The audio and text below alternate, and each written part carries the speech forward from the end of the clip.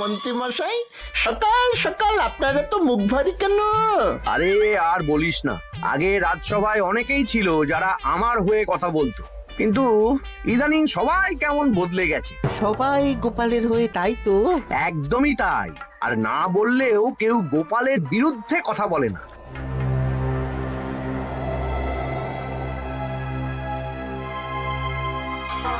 কি মন্ত্রী মশাই, আজকাল তো আমার কথা আর মনেই পড়ে না, ভুলে গেছেন নাকি? আরে না না ভগবান, তুমি হলে আমার তুরুপের তাস। ঠিক সময়ে ঠিক সুযোগ এলে তোমাকেই ডাকবো। একটু দেখবেন। হ্যাঁ, আরে নিশ্চয়ই নিশ্চয়ই। এই চলি রে, আবার রাজসভায় যেতে হবে।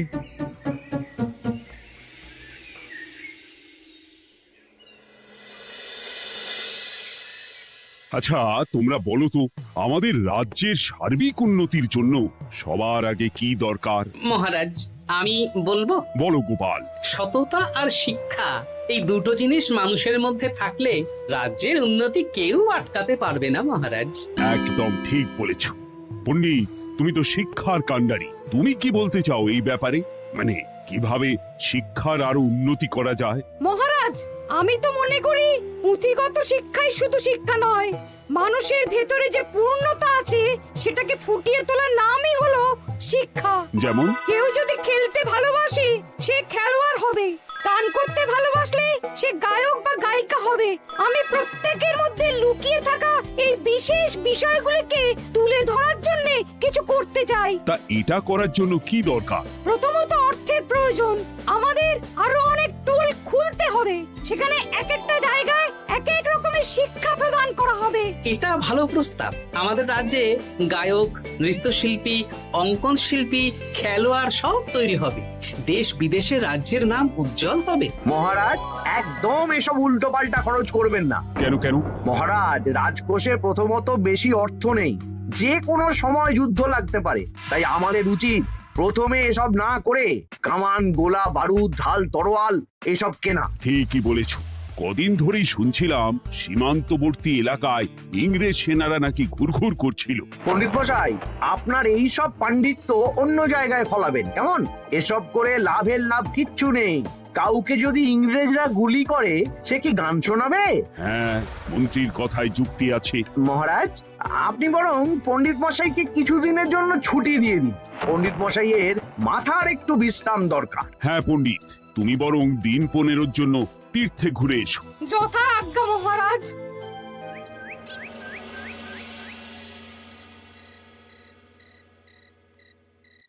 শোনো ভগবান, সকালেই তুমি কাজের কথা বলছিলে, আমি এমন ছক কষেছি কালকে থেকেই তোমার জন্য একটা ভালো বেতনের কাজ জোগাড় করে দেব। শুধু যা বেতন পাবে তার অর্ধেক আমাকে দিতে হবে, কেমন? রাজি রাজি। কি কাজ বলুন? শোনো, বাহ বাহ, দারুণ দারুণ, হয়ে যাবে কাজ।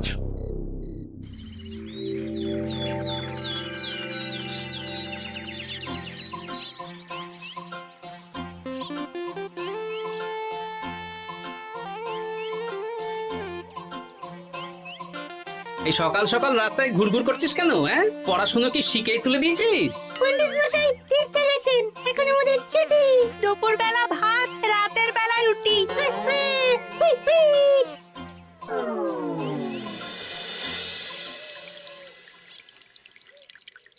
মহারাজ, গতকাল পণ্ডিতকে ছুটি দিলেন আর আজ পাঠশালার সব ছাত্রছাত্রী সকাল থেকে ঘুরঘুর করছে। এ কি, তাহলে তো মুশকিল। মুশকিল আসান করার রাস্তা আমার কাছে আছে মহারাজ। আমার সন্ধানে এমন একজন পণ্ডিত আছেন যিনি বহু ভাষাবিদ, অনেক পাণ্ডিত্য, দেশ বিদেশে শিক্ষাদান করেছেন। কিন্তু তাকে আমরা পাবো কোথায়? তিনি কৃষ্ণনগরে ঘুরতে এসেছেন, শুধু ওনাকে বেতনটা একটু বেশি দিতে হবে, এবং তিনি এই রাজ্যের যে কোনো মানুষের চেয়ে বেশি শিক্ষিত। তার পড়ানোর ধরনই আলাদা। সে কোথায়? আমি তাই ওনাকে আজকে রাজসভায় আসতে বলেছি। মহারাজ, আপনার সাথে একজন দেখা করতে এসেছেন। দেখুন মহারাজ, বলতে না বলতেই হাজির। ওনাকে ভিতরে আসতে বলো। আচ্ছা মহারাজ।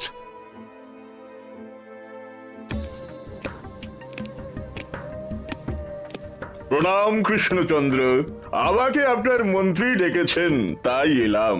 মন্ত্রীর সাথে কথা হয়েছে আমাদের রাজ্যের শিক্ষার উন্নতির ব্যাপারে। আমাদের মানে আপনি কি এই রাজ্যের? মানে এখন এই রাজ্যে আছি তো, তাই আমাদের রাজ্য বললাম। উনি সবাইকে আপন করে নেন। যাই হোক, তোমার শিক্ষার উন্নতির ব্যাপারে কি মতামত? মহারাজ, আমি এই রাজ্যের বিভিন্ন মোড়ের মাথায় টোল খুলতে চাই। তার জন্য অনেক অর্থের প্রয়োজন। তাতে কি উপকার হবে? ছাত্রদের জন্য তো নির্দিষ্ট পাঠশালা আছে। যখন শত্রুরা আক্রমণ করতে আসবে তখন তারা দেখবে রাস্তার মোড়ে মোড়ে টোল, মোড়ে মোড়ে টোল। তারা বুঝতে পারবে এখানে সবাই শিক্ষিত। আর শিক্ষিত লোককে ক্ষমতার অধীনে রাখা কঠিন, যুদ্ধে জিতলেও শাসন করা মুশকিল। কারণ অশিক্ষিতকে বোকা বানানো সহজ, কিন্তু শিক্ষিতকে বোকা বানানো কঠিন। নতুন পণ্ডিত একদম ঠিক কথা বলেছে। কোনো বাইরের রাজা বা শত্রু আক্রমণ করার আগে 5 বার ভাববে। এই সেরেছে। গতকালই মন্ত্রী বলছিল শিক্ষার দরকার নেই, অস্ত্র কিনুন, আর আজকেই শিক্ষার পক্ষে কথা বলছে। ব্যাপারটা কেমন সন্দেহজনক, নজর রাখতে হচ্ছে। বেশ, আমি তোমার এই শিক্ষা সম্প্রসারণের প্রস্তাবে রাজি। মন্ত্রী, তুমি এই প্রকল্প দেখভাল করবে। আচ্ছা, কত খরচ হতে পারে একটা হিসেব করে আমাকে জানিও, আমি দিয়ে দেব। আচ্ছা মহারাজ, আপাতত 500 মোহর দিয়ে রাখুন, পরে যা লাগবে বলে দেব। উফ, সকালে এক পত্তন বাজার, বিকেলে এক পত্তন বাজার, আর পারি না। আরে হাত চালাও, হাত চালাও। বাবা, কাজ শুরু হয়ে গেল। হ্যাঁ, আর ছাত্রদের পাঠশালার কাছে যেতে হবে না। পাঠশালা ছাত্রদের বাড়ির কাছে চলে আসছে। যেখানে সেখানে পাঠশালা। এই তো যেখানে সেখানে শিক্ষা। ঠিক বলেছো। আজ থেকে আমি আর নতুন পণ্ডিত চালু করছি। ধরো শিক্ষা, মারো পেরে। শিক্ষাকে ছাত্রছাত্রীদের মধ্যে গেঁথে দিতে হবে। এতদিন জানতাম ধরতক্তা মার পেরে, এখন বদলে যাবে। কিন্তু একটা পণ্ডিত এতগুলো পাঠশালা একা সামলাবে কি করে? খেপে খেপে। মানে সকাল 6টা থেকে 7টা একটা জায়গায়, পরে 7:30 থেকে 8:30 আরেকটা। এইভাবে বিভিন্ন জায়গায় পণ্ডিত ঘুরে ঘুরে শিক্ষাদান করবেন। না, ব্যাপারটার উপরে মহারাজকে নজর রাখতে বলতে হবে। মহারাজ, আমার মনে হয় এই পাঠশালায় আগামীকাল থেকে কেমন পড়াশোনা শুরু হবে, আপনার সেদিকে একটু নজর রাখা উচিত। হ্যাঁ, দেখি আগামীকাল সকাল সকাল বিভিন্ন পাঠশালায় গিয়ে নজর রাখবো। আর হ্যাঁ, আমাকে নতুন পণ্ডিত একটা তালিকা দিয়েছে, কোন পাঠশালায় কখন পড়াবে সেটার তালিকা। আমিও যাব আপনার সাথে।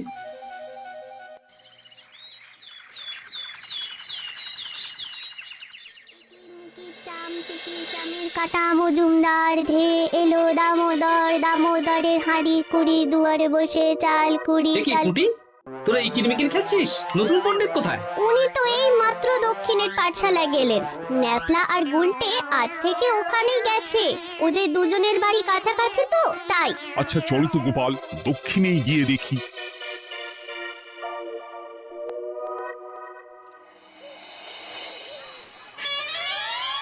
দেখি এখানেও তো নতুন পণ্ডিত নেই। নতুন পণ্ডিত মশাই আমাদের একের নামটা মুখস্থ করতে দিয়ে চলে গেলেন। একের নামটা? এসব কি হচ্ছে? শিক্ষার নামে অর্থের জলাঞ্জলি মহারাজ। না, আজই রাজসভায় এর বিচার হবে। মন্ত্রী, আমি যা দেখলাম তাতে শিক্ষা তো কদিন পরে লাটে উঠবে। আমার এক ভাগ্নি তো আজ পাঠশালায় গিয়ে লুকোচুরি খেলেছে। নামমাত্র পড়াশোনা আর বাকি সময় খেলা, এভাবেই বয়ে গেল বেলা। মন্ত্রী, এই তোমার নতুন পণ্ডিতের দৌড়। মহারাজ, একজনের পক্ষে এতগুলো পাঠশালায় শিক্ষাদান তো সম্ভব নয়। তার জন্য তো আরো পণ্ডিতের প্রয়োজন, আর তার জন্য চাই আরো অর্থ। আবার অর্থ? শুধু মহারাজের অতিরিক্ত অর্থ খরচ হবে বলে আমি আগে এই প্রস্তাবটা রাখিনি। বেশ, তা আর পণ্ডিত কোথায় পাবে? আমাদের নতুন পণ্ডিতের কাছে অনেক পণ্ডিতের সন্ধান আছে। উনি একটা হাঁক মারলেই সব চলে আসবে। বেশ, তাহলে তাই ব্যবস্থা করো। এভাবে শিক্ষার অবনতি আমি চোখে দেখতে পারবো না। আরো 300 মোহর লাগবে। পেয়ে যাবে। এ তো দিনে দুপুরে ডাকাতি। ব্যাপারটা ধরতে হবে। কিছু একটা ঘোট তো আছেই। আর নতুন পণ্ডিতদের যদি কোথাও একটু থাকা খাওয়ার ব্যবস্থা করা যায় তাহলে ভালোই হয়। রাজবাড়ির অতিথিশালা তো আছেই, ওখানেই না হয় ব্যবস্থা করে দেব।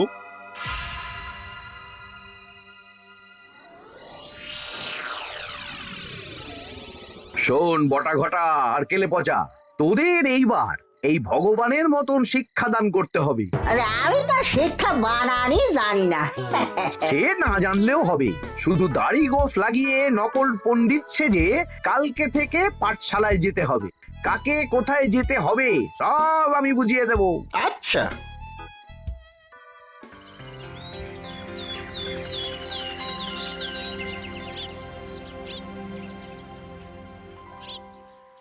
আচ্ছা বল তো, গতকাল তোদের বাড়িতে কি কি রান্না হয়েছিল? ভাত, মসুর ডাল আর লাউ ঘন্ট। লাউ ঘন্টের মধ্যে চিংড়ি ছিল? না, তা আজকে কি রান্না হবে? আজকে সকালে বাবা বাজার থেকে পাকা কাতলা এনেছে। কাতলা মাছের পাতলা করে ঝোল হবে। আর তোর? আমাদের আজ নিরামিষ, তাই কবজি ডুবিয়ে সবজি ভাতি খেতে হবে। বেশ।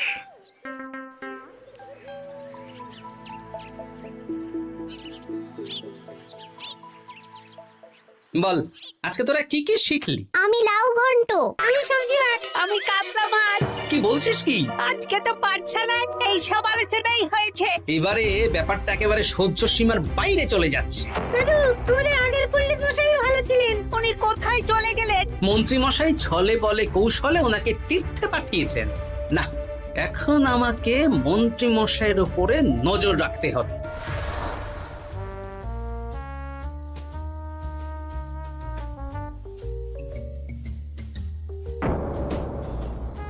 পাঠশালায় পড়ানোর ব্যাপার তো বিকেলেই মিটে গেছে।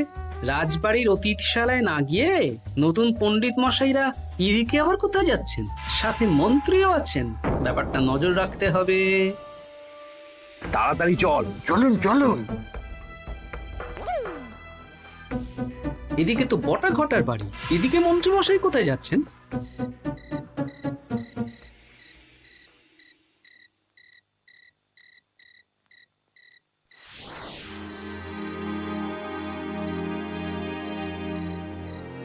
তারপর তোমরা সবাইকে কি শিক্ষা দিলে?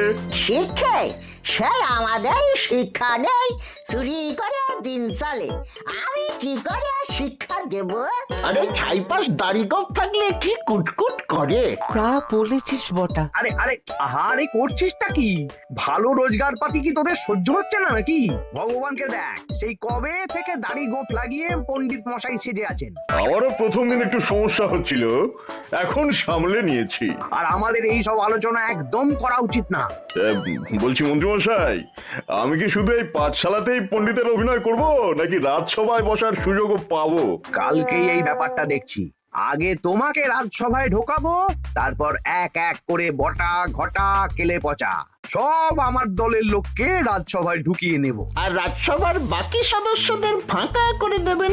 একদম তাই। মহারাজ সহজ সরল মানুষ, এটাই একটা বড় সুবিধা। আচ্ছা, এই ব্যাপার। ঠিক আছে, আমি কদিন পরে ঠিক সময়ে একদম হাটে হাড়ি ভাঙবো।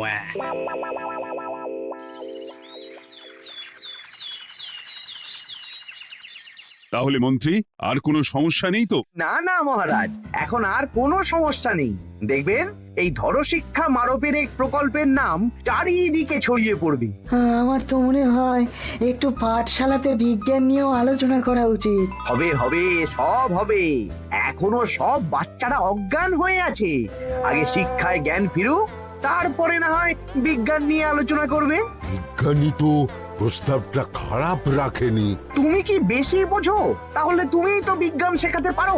আমি কবিরাজি শিক্ষা দান করতে পারবো। তোমার কবিরাজি শিখতে কেউ রাজি নয়, চুপ থাকো। আহ, দেখাই যাক না বাচ্চারা কেমন শিক্ষা লাভ করে। মহারাজ, বলছি কি, আমাদের পণ্ডিতের আসনটা তো ফাঁকাই পড়ে আছে। এখন যখন নতুন পণ্ডিত এসেই গেছেন, তাহলে ওই জায়গায় ওই তো বসতে পারে। কিন্তু পণ্ডিত তো তীর্থে গেছে, অবশ্য কদিন পরেই ফিরে আসবে। ও আসুক, তারপর না হয় আলোচনা করে একটা সিদ্ধান্ত নেব। পণ্ডিত মশাই না হয় এসে পুজো পাঠটাই করুক, কিন্তু রাজসভা এরকম ফাঁকা থাকলে কেমন একটা লাগে। বেশ, তাহলে তাই হোক। কালকে থেকে নতুন পণ্ডিত আমাদের পুরনো পণ্ডিতের জায়গায় বসবে। এইভাবে রাজসভা ফাঁকা করে যেতে হবে, তাহলে একদিন সবাই আমার পক্ষেই কথা বলবে, আর শেষে রাজাকেই সরিয়ে দেব।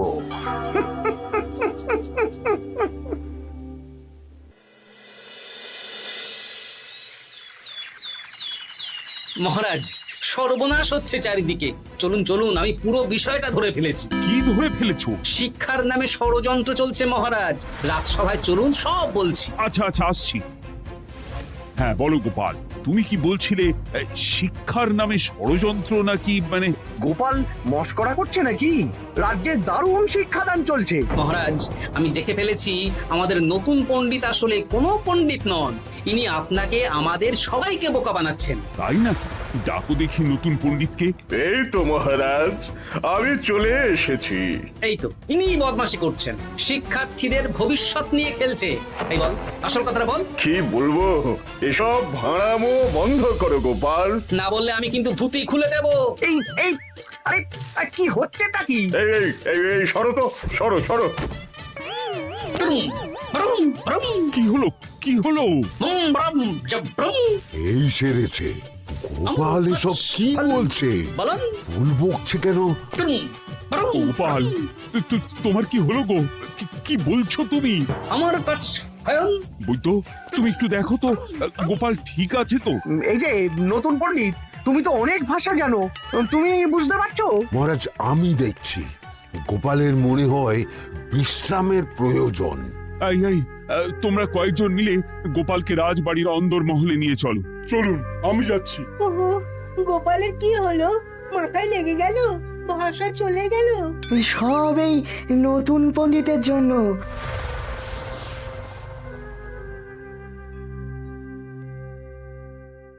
ভাল খাচ কাচ হায়ন মস্কর কাচ। মহারাজ, আমার মনে হচ্ছে গোপালের বাইরে থেকে কিছু হয়নি, ভিতর থেকে কিছু হয়েছে। নারী স্পন্দন, হৃদস্পন্দন সব ঠিক আছে। আমার বড় যাব ভ্রম। কিন্তু গোপাল কি ভাষা বলছে বোঝা যাচ্ছে না। নতুন পণ্ডিত, একবার চেষ্টা করে দেখো না। আমার কথা হয় না।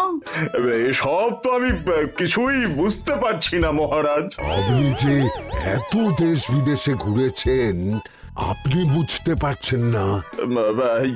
এ আমার এখতিয়ারের বাইরে। তোমার বাকি পণ্ডিতদের নিয়ে আসো তো, যারা পাঠশালায় পড়ায়। আমি বুঝতে পারছি না, বটা ঘটা কেলে পচা কি বুঝবে? আমার বড় যাব ভ্রম। চপ করো ঘট, নল খাব মরব। কিছুই তো বুঝতে পারছি না।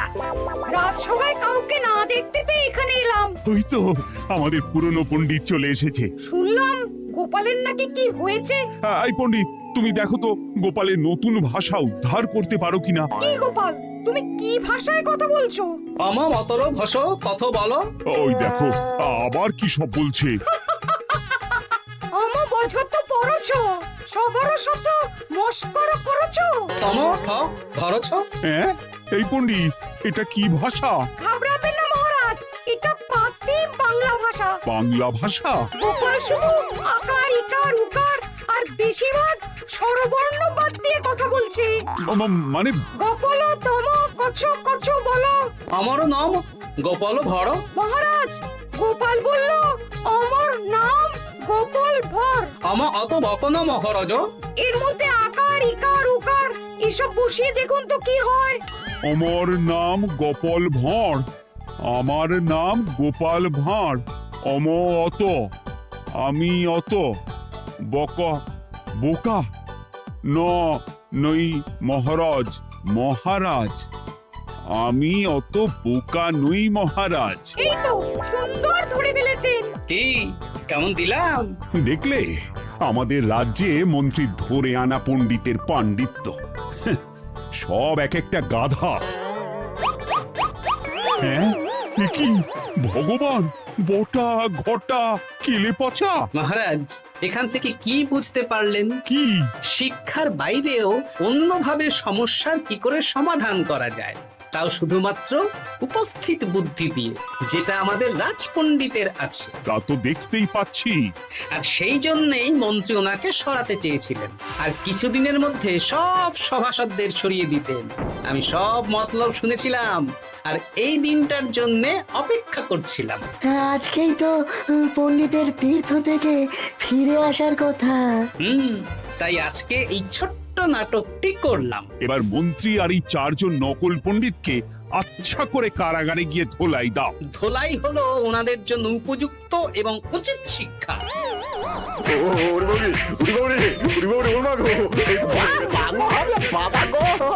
ভুল হয়ে গেছে গো। আরে